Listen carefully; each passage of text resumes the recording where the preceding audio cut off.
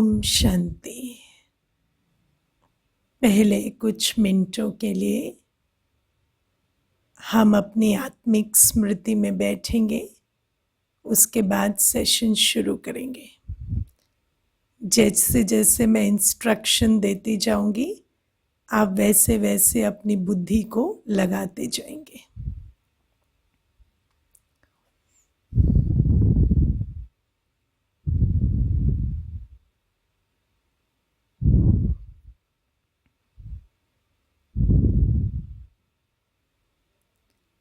अपने शरीर को बिल्कुल स्थिर रखें।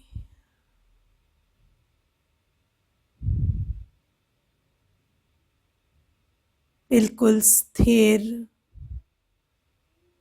और रिलैक्स्ड शरीर।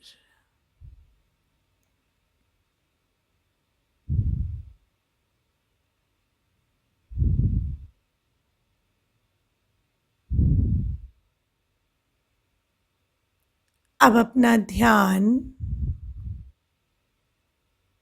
अपने पैरों की उंगलियों से शुरू कर ऊपर की ओर शरीर के विभिन्न हिस्सों पर लेकर जाएं।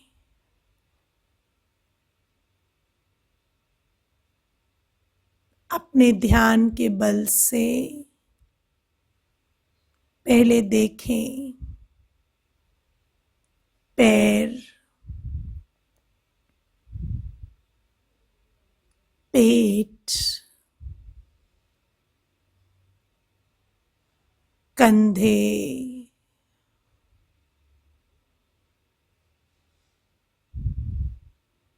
गर्दन,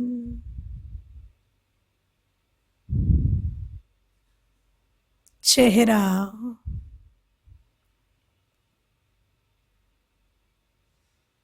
आंखें,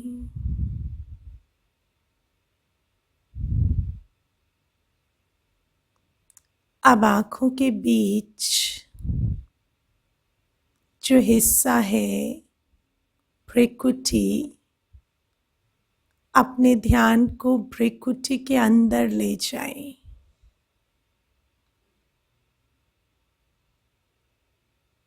और आंखों के पीछे अनुभव करें एक सुंदर सितारे को।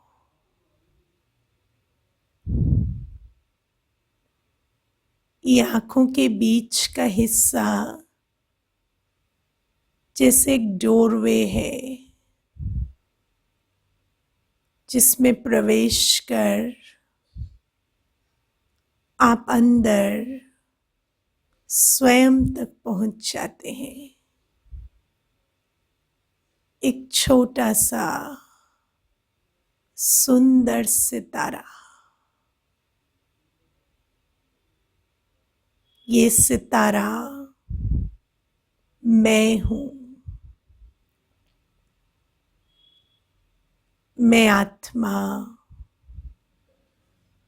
वो चैतन्य शक्ति हूं जो इस शरीर को चला रही है। अपना ध्यान स्वयं पर स्थित कर दें। मैं एक बिल्कुल स्थिर, अचल, अडोल सितारा हूं। कोई मूवमेंट नहीं। अपने स्थान पर बिल्कुल स्थिर हूं। बहुत सुंदर दिव्य सितारा हूं। अपने प्रकाश, अपनी दिव्यता को देखें। एक छोटा सा बिंदु जिससे दिव्य प्रकाश निकल पूरे चेहरे को आलोकित कर रहा है। मैं बिल्कुल शांत हूं। बाहर की दुनिया की एनर्जी शोर की है, हलचल की है। मेरी एनर्जी बिल्कुल विपरीत है। मैं एक स्थिर शांत सितारा हूं। ये मैं हूं। मैं आत्मा एक शांति का सितारा हूं, शांत स्वरूप हूं। कुछ देर इस सुंदर अनुभव में अपने आप को स्थित करें।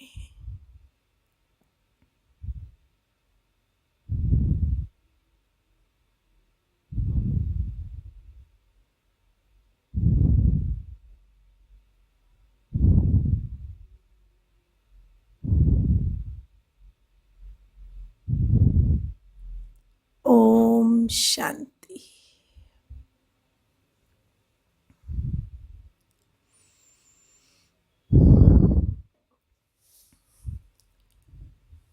आज पहले मैं ये बात आपसे शेयर करना चाहूँगी कि आप ये जो क्लास अटेंड कर रहे हैं, ये कोई मोटिवेशनल लेक्चर नहीं है। ये राजयोग की विद्या है। और जब भी आप दुनिया में कुछ सुनते हैं तो वो वही होता है जो आपने सुना हुआ होता है। लेकिन यहाँ जो बातें आप सुनेंगे वो बातें नहीं हैं जो आपने पहले से सुनी हुई हैं। ये बातें आपके चिंतन में वर्तमान समय में नहीं है। और इसी कारण हम जो अनुभव करना चाहिए वो जीवन में नहीं कर रहे। आज मैं आपको 4 शब्द बताऊंगी: स्मृति, वृत्ति, दृष्टि और कृति। स्मृति, वृत्ति, दृष्टि और कृति। स्मृति माना कॉन्शियसनेस या अवेयरनेस, वृत्ति एटीट्यूड, दृष्टि विजन या परसेप्शन और कृति एक्शन। आप देखो, दुनिया में हर कोई कहता है ये करो, ये मत करो। वो एक्शन के लेवल पर कहते हैं कि चेंज करो। लेकिन कृति में परिवर्तन इतना सहज नहीं है। अगर हमारी स्मृति, वृत्ति और दृष्टि नहीं बदलेगी तो कृति नहीं बदल सकती। हम इस स्मृति को आज थोड़ा अच्छे से समझेंगे। मान लीजिए एक डॉक्टर है और वो डॉक्टर एक बहुत अच्छा, सफल, कामयाब डॉक्टर है। उसने हजारों ऑपरेशंस किए हैं अपने जीवन में और उसको ना तो अपनी योग्यता पर कोई डाउट है, ना ही उसको कोई एक्सपीरियंस की कमी है। लेकिन एक दिन वो जब ऑपरेशन थिएटर में जाता है और उसके सामने पेशेंट लाया जाता है तो वो देखता है कि वो उसका अपना बेटा है। तो अभी अभी तो वो बिल्कुल ऑपरेशन करने के लिए रेडी था, लेकिन अब जब वो अपने बेटे को देखता है ऑपरेशन टेबल पर तो उसके हाथ कांपने लगते हैं। तो ऐसा क्यों होता है? अब वो डॉक्टर है, इसमें तो कोई कमी नहीं है ना। वो तो हजारों ऑपरेशन कर चुका है। आज उसको क्यों घबराहट हो रही है? क्योंकि जैसे ही उसने अपने बेटे को देखा, उसकी कॉन्शियसनेस, अवेयरनेस या स्मृति बदल गई। वो मैं एक डॉक्टर हूं से मैं एक पिता हूं बन गया। और जैसे ही वो एक पिता बन गया तो उसकी वृत्ति में, उसकी दृष्टि में रहम, प्यार, इमोशंस, ये वाली चीजें आने लगी। और उस कारण से जो उसका कर्म है, जो वो बिल्कुल स्मूथ एक ऑपरेशन कर पाता था, वो कर्म वो अब नहीं कर पाएंगे क्योंकि वो इमोशनल हो चुके हैं। तो ये जो स्मृति है ना, मैं कौन हूँ, ये बहुत इम्पॉर्टेंट है।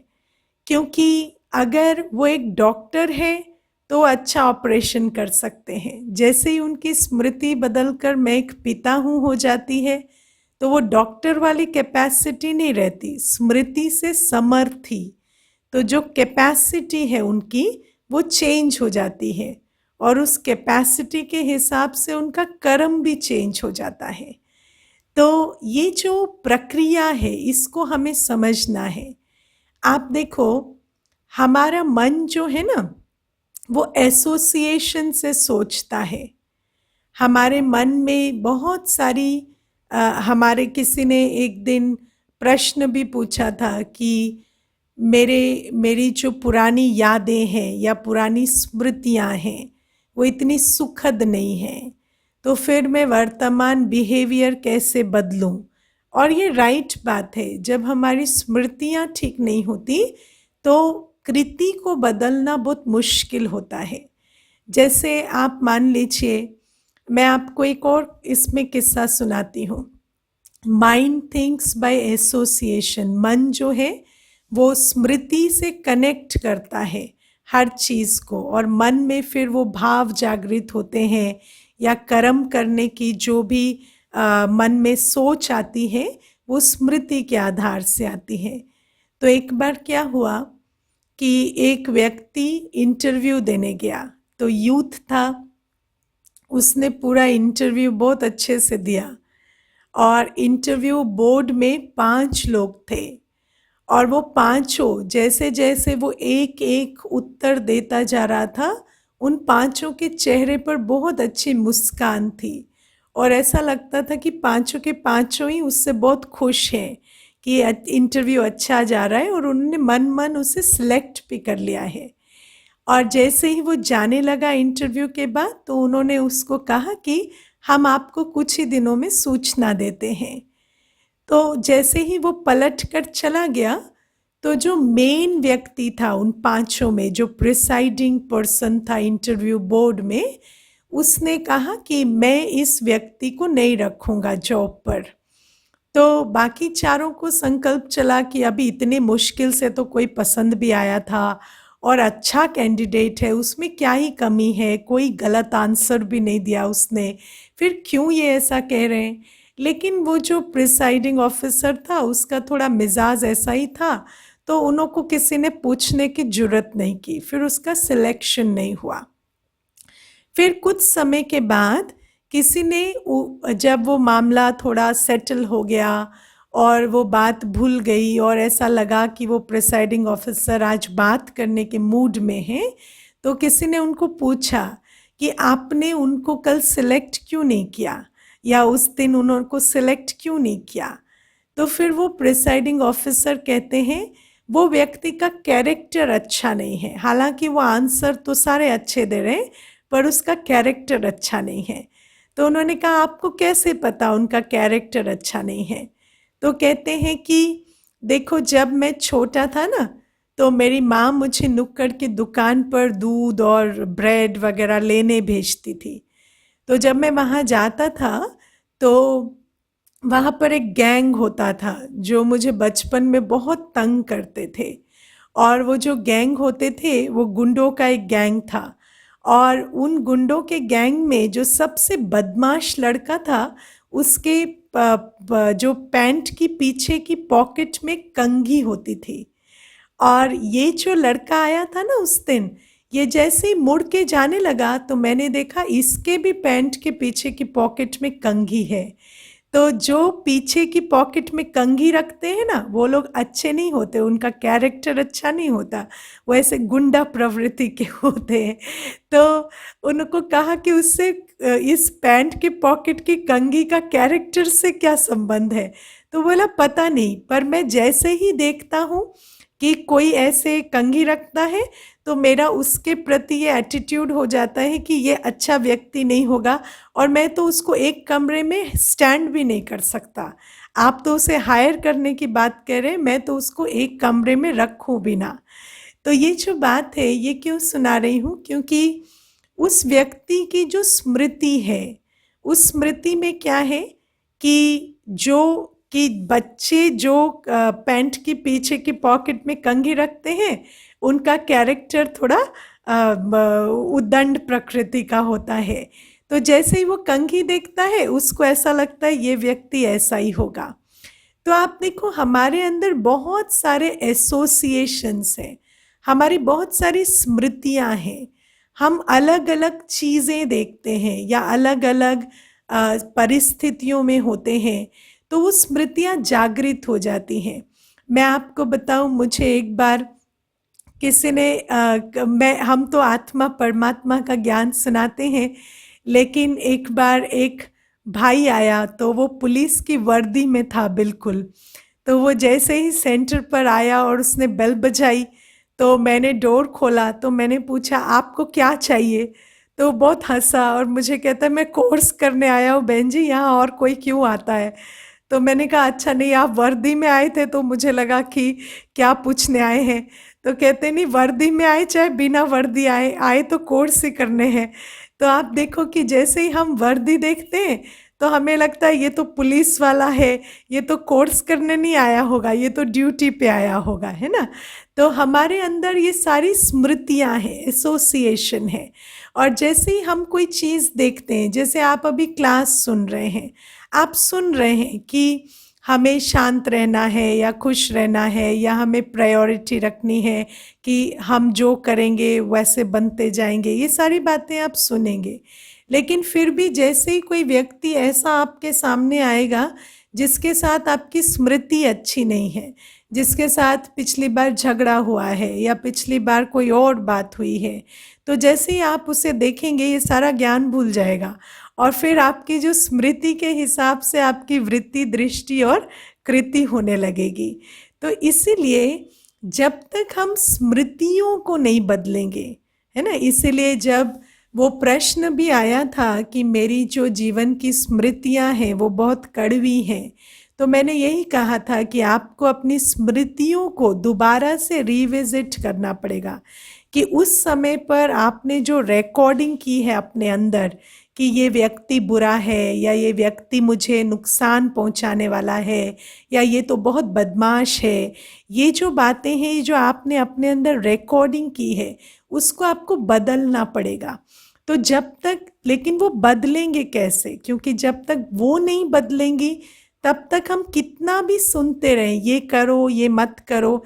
ऐसा तो नहीं है ना कि आज आप पहली बार सुन रहे हैं कि गुस्सा करना बुरा है या हमें शांत रहना चाहिए। ये बातें तो हम शुरू से सुनते आए हैं, भक्ति में भी सुनते आए हैं, हर जगह सुनते आए हैं, लेकिन बने क्यों नहीं वैसा। अगर सिर्फ ये करने से कि ये करो ये मत करो हम बदल जाते तो फिर तो प्रॉब्लम ही नहीं थी। तो ये जो कृति का ज्ञान देने से कि ये करो ये मत करो बदलाव नहीं आता, तो इसीलिए हमें स्मृति बदलनी पड़ेगी।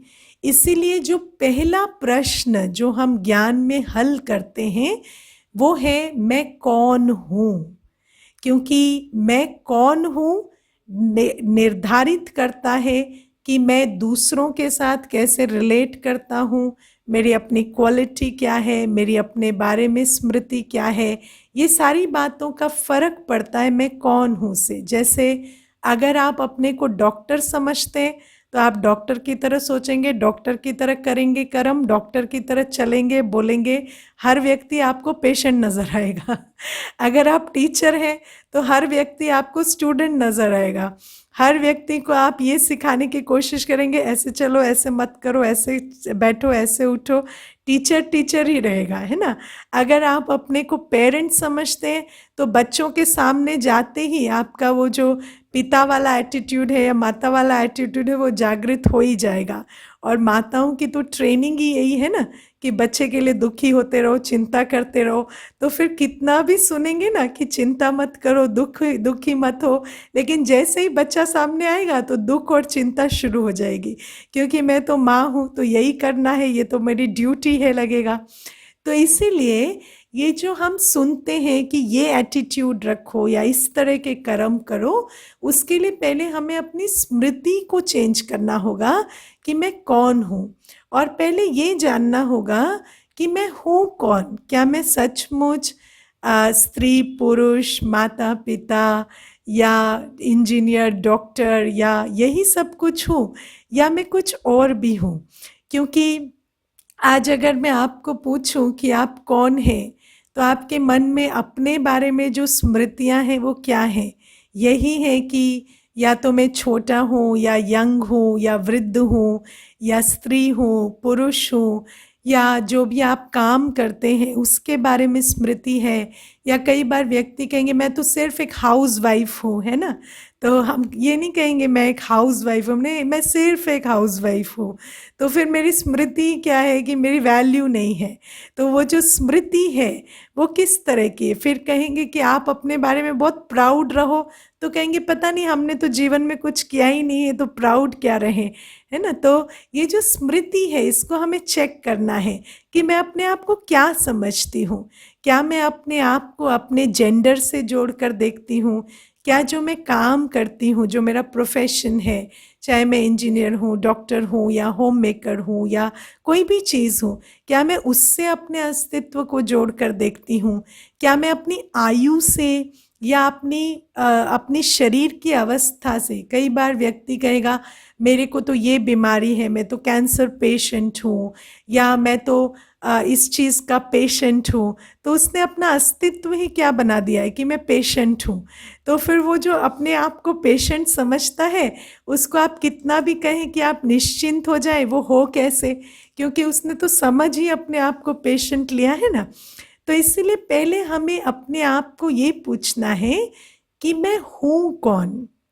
क्योंकि मैं कौन हूँ ये जब तक सॉल्व नहीं होगा, तब तक बाकी बातें समझने से कुछ भी ज़्यादा फर्क नहीं पड़ेगा।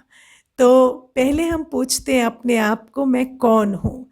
तो आप देखो, बड़े ध्यान से सोचना कि हम अपने आप को कहते हैं ये मेरा शरीर है ना? कहते हैं मेरा हाथ, मेरा पैर, मेरा शरीर।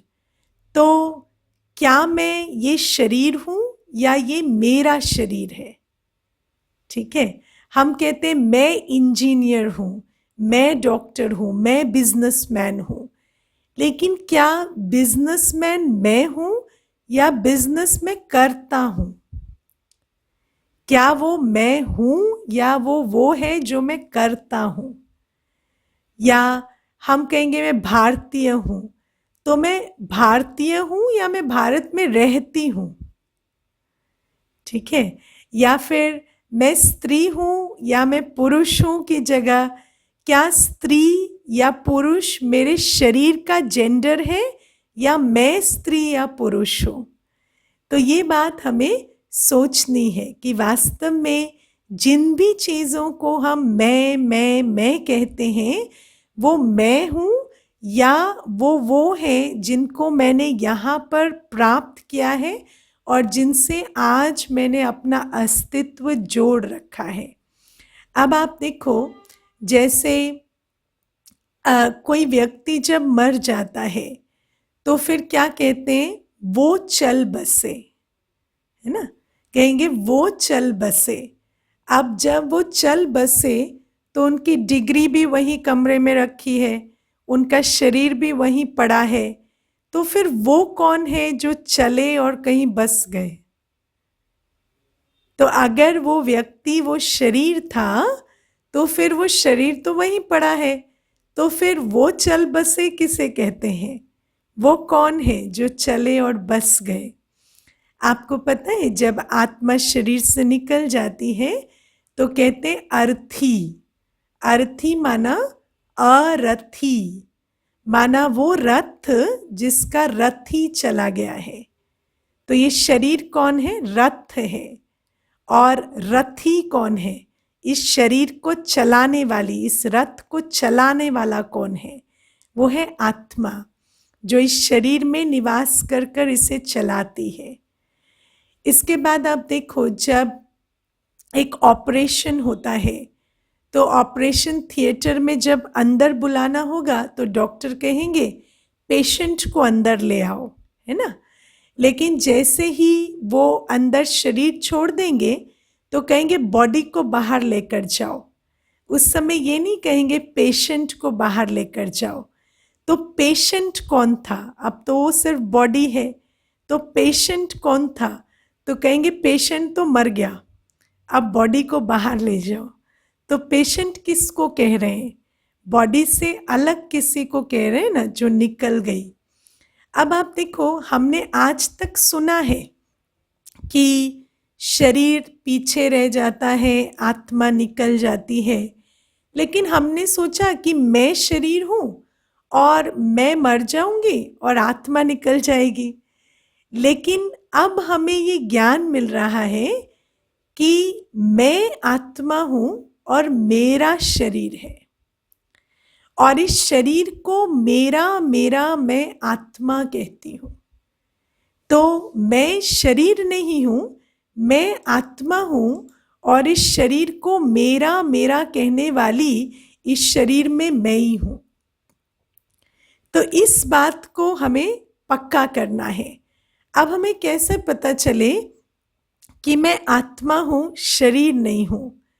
तो आप देखो कि जब एक व्यक्ति जन्म लेता है, जब एक आत्मा आती है शरीर में, तो आपके जैसे मान लीजिए 3 बच्चे हैं, 4 बच्चे हैं या 2 बच्चे हैं, तो अगर आप देखेंगे उनमें, तो जन्म से ही वो जो आत्मा है कुछ न कुछ अपने साथ लेकर आती है, क्लीन स्लेट नहीं होती है। अगर 2 बच्चे हैं तो दोनों में जन्म से ही फर्क होता है ना। दोनों के अंदर क्वालिटी का फर्क थोड़ा बहुत शुरू से होता है। मैंने मेरी फ्रेंड को देखा, उसके 2 बच्चे हैं, जुड़वा हैं, तो दोनों को जैसे बहुत छोटे में ही 3-4 महीने के थे, तो ऐसे दोनों को 2 हाथों पर रखेगी ना, तो एक दूसरे को बहुत प्यार से ऐसे कडल करता है और दूसरा थप्पड़ लगाता है। तो एक तो बिल्कुल जैसे ही गोद में जाएगा तो दूसरे को प्यार करेगा और दूसरा थप्पड़ लगाता है। तो ये किसी ने सिखाया तो नहीं है ना, लेकिन ये जो संस्कार है, ये जो टेंडेंसी है, ये लेकर आई है आत्मा। तो हम लोग शरीर नहीं है, और शरीर के अंदर पर्सनालिटी नहीं होती, आत्मा के अंदर पर्सनालिटी होती है, और आत्मा अपने संस्कार लेकर भी जाती है। तो आत्मा के अंदर क्या क्या चीज़ें हैं वो हम बाद में समझेंगे, लेकिन पहले हम ये पक्का करते हैं कि मैं शरीर नहीं हूँ, मैं आत्मा हूँ, और मैं वो आत्मा हूँ जो इस शरीर को चलाती हूँ। जैसे आप देखो कि दुनिया में आप लोग कंप्यूटर यूज़ करते हैं, तो कंप्यूटर में एक हार्डवेयर होता है और एक सॉफ्टवेयर होता है। तो हार्डवेयर दिखता है, लेकिन उसके पीछे वो हार्डवेयर कैसे काम करेगा, आप अगर एक सेंटेंस टाइप करेंगे तो आपको क्या रिजल्ट मिलेगा उससे, वो किस पर डिपेंड करता है? वो सॉफ्टवेयर पर डिपेंड करता है जो दिखता नहीं है ना। इसीलिए ऐसे ही ये जो शरीर है, ये क्या है? हार्डवेयर है। इससे आप सुनते हो, देखते हो, है ना। ये इनपुट आउटपुट डिवाइस है, इससे इनपुट और आउटपुट हो रही है। इंफॉर्मेशन की इनपुट होती है, आप जो भी देखते हो, सुनते हो, इंद्रियों से अनुभव करते हो, वो इंफॉर्मेशन अंदर जाती है। लेकिन उस इंफॉर्मेशन पर काम कौन करता है? वो जो आउटपुट आता है वो कौन देता है? मान लो कि हम 5 लोग एक कमरे में बैठे हैं और पांचों एक ही दृश्य देख रहे हैं, या पांचों एक ही आवाज़ सुन रहे हैं, पर पांचों अलग अलग तरह से रिस्पॉन्ड कर रहे हैं। तो वो जो आउटपुट है वो अलग अलग क्यों आ रहा है? क्योंकि सबका सॉफ्टवेयर अलग अलग है ना। और वो जो सॉफ्टवेयर है वो कौन है? वो आत्मा है। और आत्मा की क्वालिटी अलग अलग होने के कारण जो सेम इंफॉर्मेशन आते हुए भी आउटपुट अलग है। और उसके बाद आप देखो, हर व्यक्ति ध्यान भी अलग अलग चीज पर देता है। आपने कभी कभी देखा है कि आप लोग सारा परिवार इकट्ठे मूवी देखने गए, या फिर आजकल तो देखने कहीं जाते नहीं हैं, तो मान लो इंटरनेट पर कुछ देख रहे हैं ना। और आजकल तो खैर सारा परिवार इकट्ठे भी बैठकर नहीं देखते, लेकिन मान लो कि सभी इकट्ठे बैठकर देख रहे हैं, तो पांचों जब एक फिल्म देख लेते हैं, उसके बाद पांचों बात करते हैं, तो ऐसा लगता है पांच अलग अलग फिल्में देखी है ना। किसी को कोई बात अच्छी लगी होगी, वो कहेगा अरे उस समय देखा था, उस सीन में कितना अच्छा लग रहा था। तो दूसरा कहेगा पता नहीं वो तो मैंने मिस कर दिया, वो कब था, वो तो मुझे याद नहीं है, या ये डायलॉग तो मुझे याद नहीं है। तो कहेंगे अरे तुम्हें दिखता ही क्या है, तुम्हें तो सिर्फ बकवास वाली चीज़ें दिखती है, तुम वो फाइटिंग पे क्यों ध्यान देते हो, तुम ये वाली चीज़ पर ध्यान क्यों नहीं देते, कितने सुंदर डायलॉग्स थे। तो ये जो बातें होती हैं ये क्यों होती हैं? क्योंकि हर सॉफ्टवेयर अलग है, हार्डवेयर तो सेम है ना। सबकी दो आंखें हैं, एक नाक है, एक मुंह है, दो कान है, और देख भी वो एक ही चीज रहे हैं, लेकिन उसको देखते हुए क्या देख रहे हैं और कैसे देख रहे हैं और उस पर क्या सोच रहे हैं और उसको किस तरह से अपने अंदर अनुभव कर रहे हैं, वो सबका अलग अलग है। क्योंकि हार्डवेयर सेम होते हुए भी सॉफ्टवेयर सबका अलग अलग है। और आत्मा जो है, आत्मा की क्वालिटी के हिसाब से हर एक का एक्सपीरियंस अलग अलग है। तो इस शरीर से को चलाने वाली, आंखों से देखने वाली, कानों से सुनने वाली, मुख से बोलने वाली मैं आत्मा हूँ। इसीलिए जो आत्मा के अंदर जो क्वालिटी है या जो संस्कार है, उसके आधार से ही हम देखते, सुनते और सोचते हैं। आप एक छोटी सी बात देखो, इस समय इस दुनिया में चारों तरफ मिलियंस ऑफ घटनाएं हो रही है ना। जैसे आपके स्क्रीन के सामने कुछ हो रहा है, ये क्लास चल रही है, आपके बाजू में कोई कुछ कर रहा होगा, दूसरे कमरे में कोई कुछ और कर रहा है, कमरे के बाहर कोई कुछ और कर रहा है ना। फिर सड़क पर कुछ चल रहा है, उसके बाद आपकी सोसाइटी में कुछ और चल रहा है। ऐसे करते करते इस पूरी दुनिया में कितनी सारी घटनाएं इस समय हो रही हैं, लेकिन क्या आप सभी घटनाओं को अनुभव कर रहे हैं? नहीं कर रहे है ना। तो किसको अनुभव कर रहे हैं? जिस पर आपका ध्यान है। हो सकता है कि मैं आपके सामने अभी बात कर रही हूँ, लेकिन आपका ध्यान हो सकता है कि इस बात पर है कि आज वो न्यूज़ आने वाली है, या ये फैसला होने वाला है, या आज वो जो बात सुनी थी, या उन्होंने इस तरह से कैसे मुझे बोल दिया, या शाम को अभी उठ के क्या सब्जी बनानी है। तो आपका ध्यान कहाँ है? आपका ध्यान वहाँ है, और ध्यान के आधार से अनुभव हो रहा है। तो ये जो हार्डवेयर है, जो आंखों से देख रहा है, कानों से सुन रहा है, तो इससे जो इन्फॉर्मेशन जा रही है, उसके अलावा ये जो सॉफ्टवेयर है ये निर्धारित कर रहा है कि ध्यान कहाँ लगाना है, कोई भी चीज़ को देखना सुनना कैसे है। जैसे आप देखो, एक व्यक्ति कमरे में घुसा है ना, तो कमरे में घुसा तो चार व्यक्ति मुस्कुराए, और एक जो व्यक्ति है वो थोड़ा ऐसे सहम गया। तो क्यों? क्योंकि उस व्यक्ति की जो स्मृति है इस व्यक्ति के बारे में वो इतनी मीठी नहीं है। तो वो जैसे ही अंदर प्रवेश करता है तो इसके अंदर थोड़ी अलर्टनेस आ जाती है कि ये क्यों आ गए इसी कमरे में जहाँ मैं बैठा हूँ। और वो जो चार हैं उनके अनुभव पुराने अच्छे हैं, तो उनको अच्छा लग रहा है, वो मुस्कुरा रहे हैं उनको देखकर। तो आत्मा के अंदर कितनी सारी चीज़ें हैं। आत्मा के अंदर स्मृति है, आत्मा के अंदर संस्कार है, आत्मा के अंदर ध्यान की शक्ति है, और उन सब के आधार से जो अंदर का अनुभव है वो हर एक का अलग अलग है, क्योंकि हम अलग अलग आत्मा हैं। और भले ही हम एक ही जगह पे बैठे हों, भले ही हमारा शरीर भी, दो ट्विंस का शरीर कभी कभी सेम भी होता है ना, फीचर्स भी सेम है, लेकिन आत्मा अलग अलग है। और आत्मा के हिसाब से उनके संस्कार अलग हैं, उनके ध्यान की शक्ति अलग है, वो अलग अलग चीज़ों पर ध्यान देते हैं, वो अलग अलग स्मृतियां हैं उनकी। तो वो किसी चीज़ को देखते हैं तो उसको देखकर जो वो अनुभव कर रहे हैं वो अलग अलग है, क्योंकि माइंड एसोसिएशन से सोच रहा है। मैं आपको एक छोटा सा किस्सा सुनाती हूँ। एक बार एक भाई हैं, वो मुझे कहते हैं, दीदी मेरा जन्म तो हिंदू धर्म में हुआ, और वैसे तो भारत में तो हमेशा से दियों की प्रथा है, लेकिन मुझे ना कैंडल्स बहुत अच्छे लगते हैं, और मैं जब भी कैंडल्स देखता हूँ तो मुझे लगता है कैंडल्स दियों से बहुत सुंदर होते हैं। तो फिर उनके बगल में एक और भाई बैठा था, वो कहता है आप कैसी बातें कर रहे हैं, आप हिंदू होके कहते हैं कैंडल्स से दिए से कैंडल ज़्यादा अच्छी लगती है। तो वो उनके साथ आर्ग्यू करने लगा।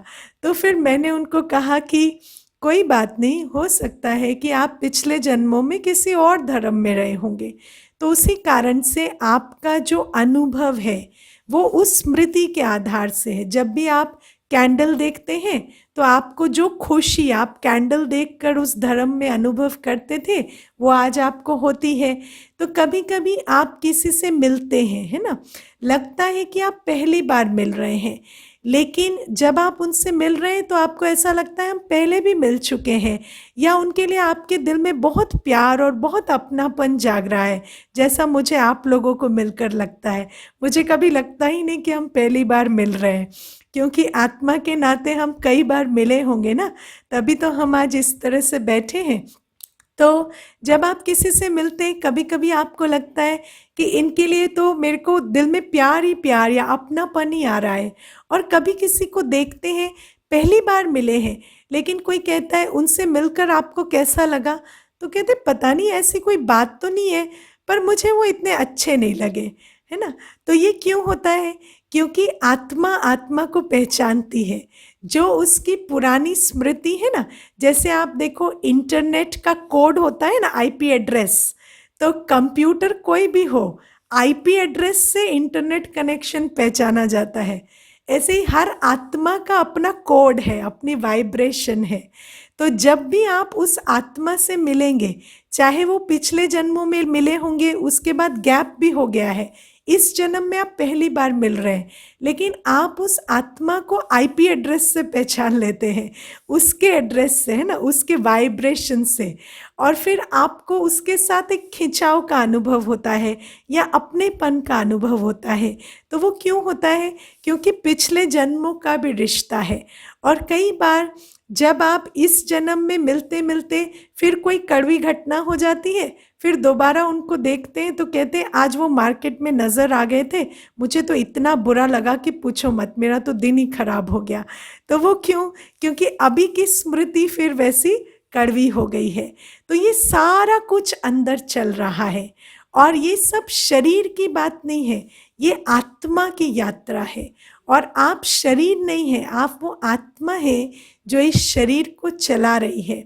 आँखों से देखते हुए भी, कानों से सुनते हुए भी, हमारी स्मृति, हमारे संस्कार, हमारे ध्यान की शक्ति, ये सारी चीज़ें बहुत काम कर रही हैं अंदर। और इसीलिए हर एक व्यक्ति अलग अलग तरीके से जीवन को या आसपास की घटनाओं को अनुभव कर रहा है।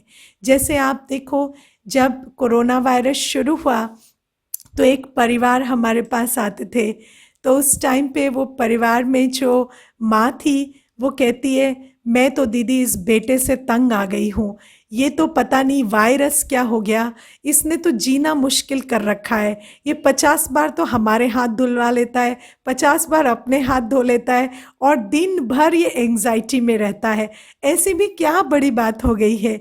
तो आप देखो, माँ को लग रहा है कि क्या बड़ी बात हो गई है, और बेटे को लग रहा है अरे बहुत बड़ी बात हो गई, माँ समझती क्यों नहीं है, बीमार हो जाएगी। क्यों?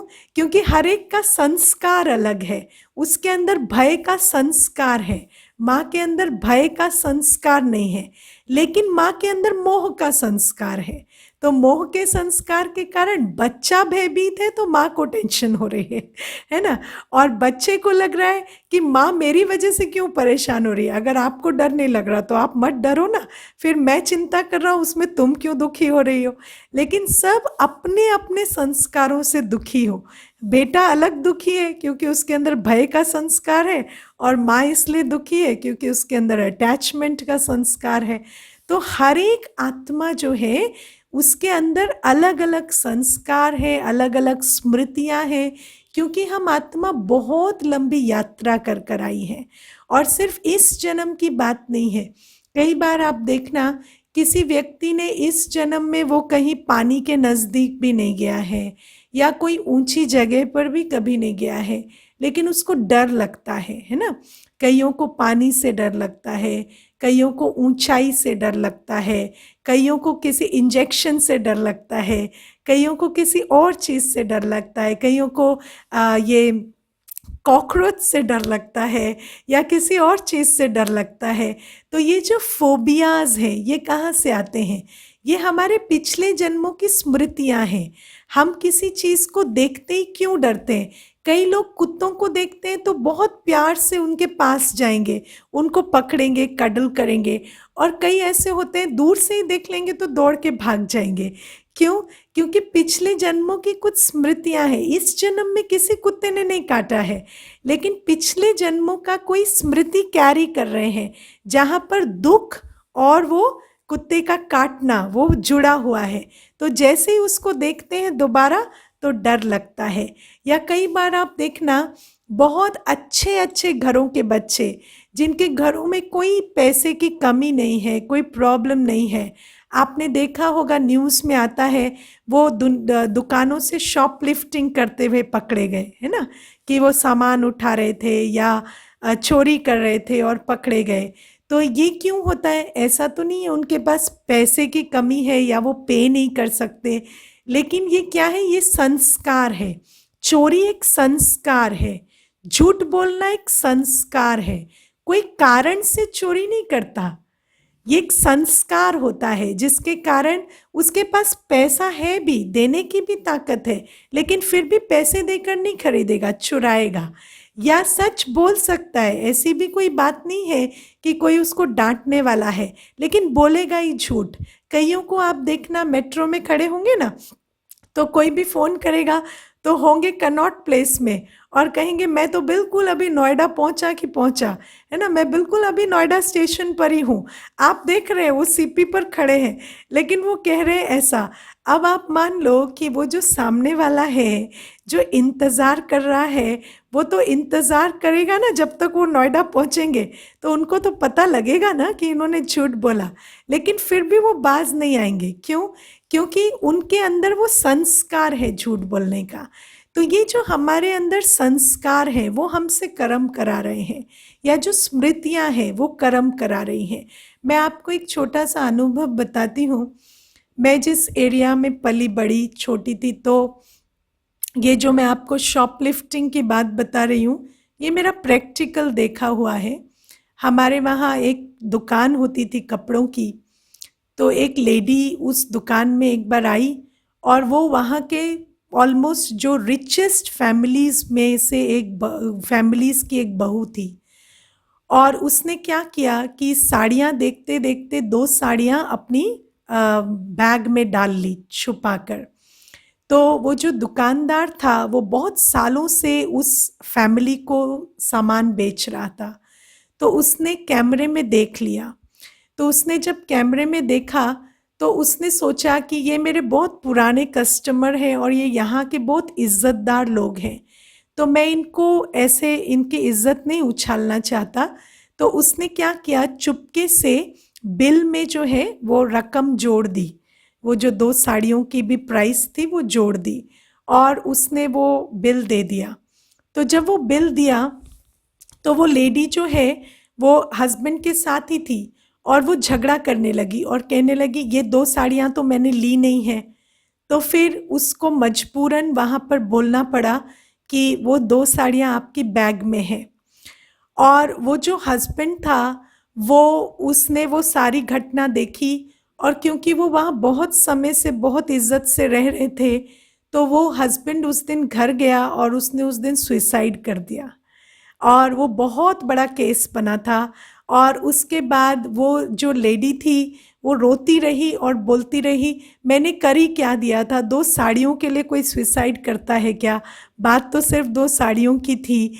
तो ये जो बातें हैं, ये जो आप देखो मनुष्य का संस्कार कैसी चीज़ होती है कि इनका संस्कार ये था कि ये कोई भी चीज़ उठाकर ही संतुष्ट होती थी और उनका संस्कार देखो कि छोटी सी बात में, या उनके हिसाब से वो बड़ी बात होगी, उसमें उनको इतना अपमानित महसूस हुआ कि उन्होंने सुसाइड कर दिया।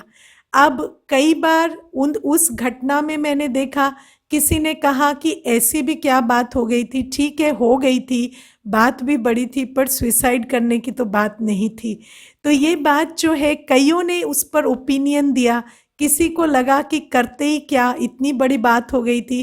किसी को लगा बात इतनी भी बड़ी नहीं थी कि कोई जाकर सुसाइड ही कर दे। तो वहाँ पर बहुत सारा ओपिनियन हमने देखा कि अलग अलग लोग अलग अलग तरह से रिएक्ट कर रहे थे। लेकिन हर एक व्यक्ति अपने संस्कार के आधार से सोचता है। जिसके लिए वो छोटी बात है वो छोटी बात समझेगा, जिसको बड़ी बात लगती है बड़ी लगती है। लेकिन ये प्रश्न उठता है कि किसी को वही बात छोटी क्यों लगती है और किसी को वही बात बड़ी क्यों लगती है। क्योंकि बात का कोई साइज नहीं होता। हर एक आत्मा का अपना संस्कार है और उसके हिसाब से हर बात उनको छोटी या बड़ी लगती है, या हर बात उनको इम्पोर्टेंट या अनइम्पोर्टेंट लगती है। तो ये जो सारा किस्सा है ये आत्मा का है, कोई शरीर का नहीं है।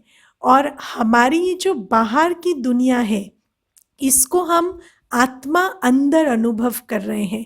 चाहे ये जो स्थूल इंद्रियां हैं, आँख कान नाक मुंह त्वचा, इससे इंफॉर्मेशन अंदर जा रही है, लेकिन उस इंफॉर्मेशन को हम किस तरह से प्रोसेस कर रहे हैं, क्या अनुभव क्रिएट कर रहे हैं, वो सब कुछ हमारी स्मृतियों पर, हमारे संस्कार पर और हमारे ध्यान की शक्ति पर डिपेंड करता है। तो हम कौन हैं? हम एक आत्मा है ना। मैं एक आत्मा हूँ, आप एक आत्मा है, और हमारी प्रॉब्लम बाहर की दुनिया नहीं है। हमारी प्रॉब्लम हमारी अपनी स्मृतियाँ, हमारा अपना संस्कार है। इसलिए हमें संसार बदलने की कोशिश नहीं करनी है, हमें संस्कार बदलने की कोशिश करनी है और हमें अपनी स्मृति बदलने की कोशिश करनी है। जैसे आप देखो, हमारी स्मृति के आधार से हमारे अंदर एक आवाज़ चलती रहती है ना। जैसे मुझे डर लग रहा है, मुझे चिंता हो रही है, क्या होगा, कैसे चलेगा, है ना, इसका क्या होगा, उसका क्या होगा। ये सारी जो अंदर की आवाज़ें चलती हैं ये हमारी स्मृति के आधार से चलती हैं। अब आपको क्या करना है? अब आपको बार बार ये जो अंदर की आवाज़ें हैं ना, इनको बदलना है।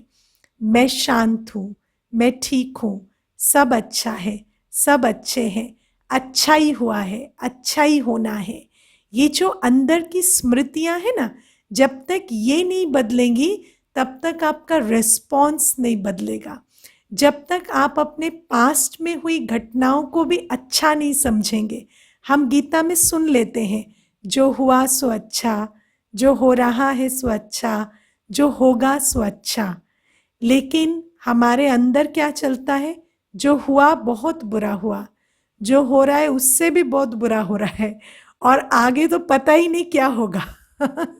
तो हमारे अंदर ये जो गीता के ऑपोजिट बात चल रही है ना, उसको हमें बदलना है। और जब तक हमारी अपनी प्रोग्रामिंग नहीं बदलेगी तब तक हमारा बिहेवियर नहीं बदल सकता। क्योंकि बिहेवियर जो है वो तो फाइनल रिजल्ट है। बिहेवियर से पहले हमारे अंदर की जो आवाज़ें हैं वो जब तक नहीं बदलेंगी तो बिहेवियर कैसे बदलेगा।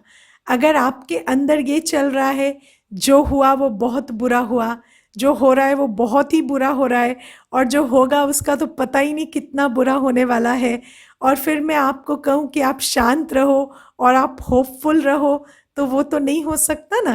तो इसीलिए अपने अंदर की पहले ये जो स्मृति है, ये जो पूरी प्रोग्रामिंग है, कंडीशनिंग है, कॉन्शियसनेस है, अवेयरनेस है, इसको हमें बदलना होगा। और उसको बदलने के लिए सबसे पहले आपको ये समझना होगा कि ना ही मैं वो अतीत हूँ जिसको मैंने अपने अंदर बसाया है, ना ही मैं ये वर्तमान की दुनिया हूँ। मैं तो एक बहुत छोटा सा सुंदर दिव्य शांत सितारा हूँ। मेरी अपनी एनर्जी ही शांत है, और बार बार अपना ध्यान स्वयं पर ले जाकर उस शांति को अनुभव करना होगा। ताकि उस शांति का एहसास बढ़ता जाए और बाकी जो और आवाज़ें हैं वो धीरे धीरे उस शांति की जो प्रभाव है उसके अंदर वो बाकी आवाज़ें शांत हो जाए। ठीक है, बाकी हम कल समझेंगे। एक प्रश्न है, व्हाट इज संस्कार and how it is formed, ये मैं बताऊंगी आपको, है ना, ये कल के सेशन में बताऊंगी। ज्ञान की प्राप्ति कैसे करें जो हर सिचुएशन में रिएक्ट करने में मदद करे। तो ये ज्ञान की प्राप्ति तो चल रही है, इसी के लिए आपने शायद पहले ये प्रश्न भगवान को पूछा होगा, तो इसी के लिए उन्होंने आपको इस कोर्स में भेजा है। तो ज्ञान की ही प्राप्ति हो रही है। ओके, चलिए कुछ देर हम अपनी आत्मिक स्मृति में फिर से स्थित हो जाते हैं। हाउ टू मेडिटेट, मेडिटेट, अच्छा ये मेडिटेट वाला प्रश्न थोड़ा सा ले लेते हैं।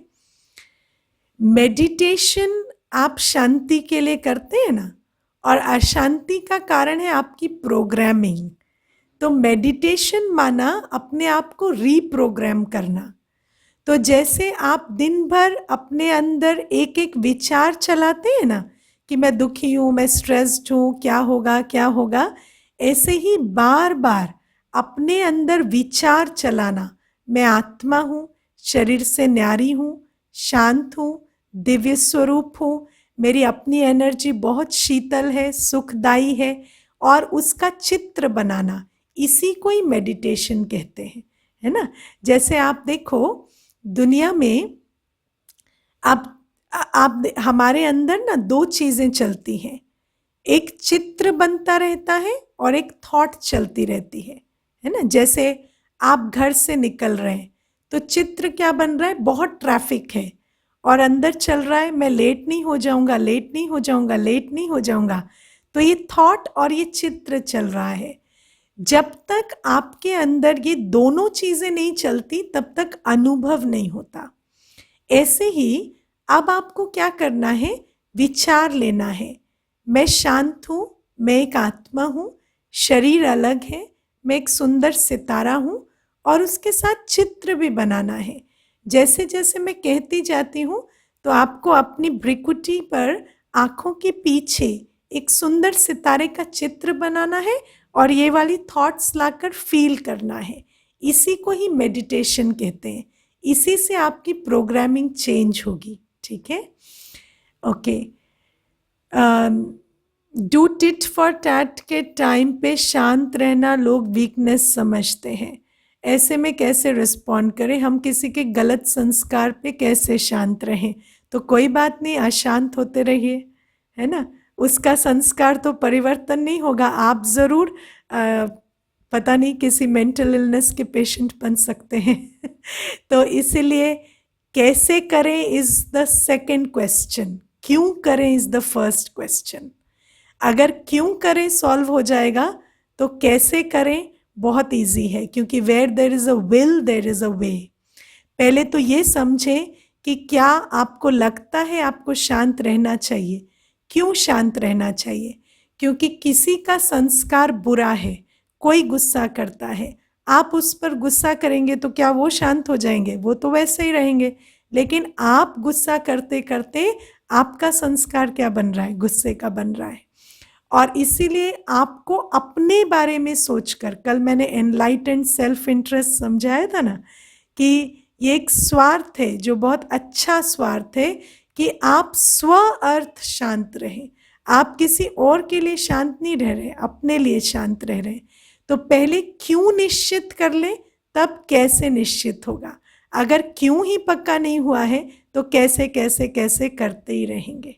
ठीक है, चलिए कुछ देर योग में बैठते हैं।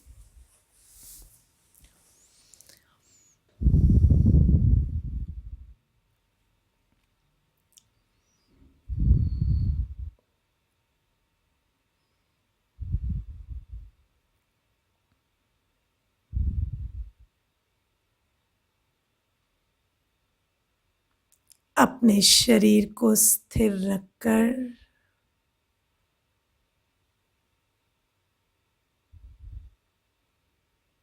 अपना ध्यान पैरों से ऊपर की ओर ले जाएं।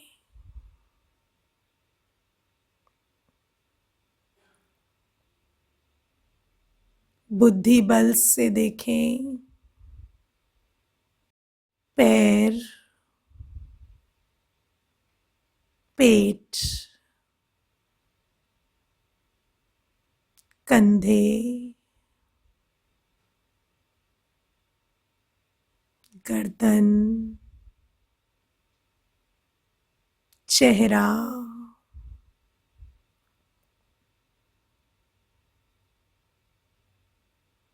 आंखें और आंखों के बीच जो दोनों आंखों का केंद्र है, वहां से ध्यान को अंदर प्रवेश करा दें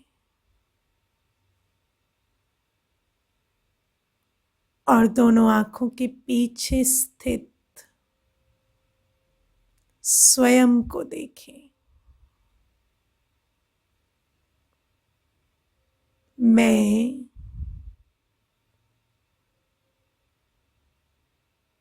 एक आत्मा हूं। मुझ आत्मा का स्वरूप एक सुंदर सितारे का है। देखें स्वयं को एक शांत सुंदर सितारा।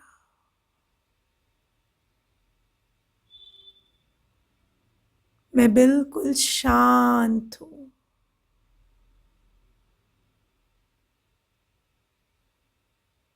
मुझसे सफेद शांति की किरणें निकल पूरे चेहरे, पूरे शरीर में फैल रही।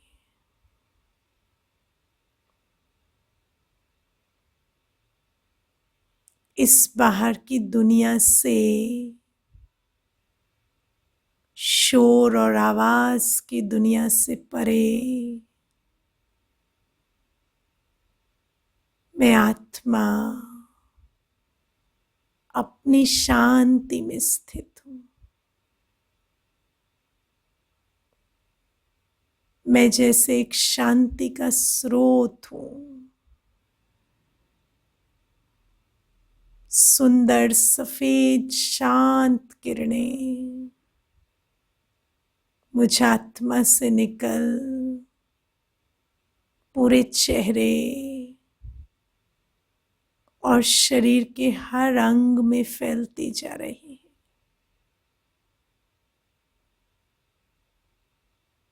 मेरा चेहरा दिव्य प्रकाश से चमकने लगा है। शरीर का हर अंग शीतल होता जा रहा है। कुछ देर इस सुंदर अवस्था में बैठे।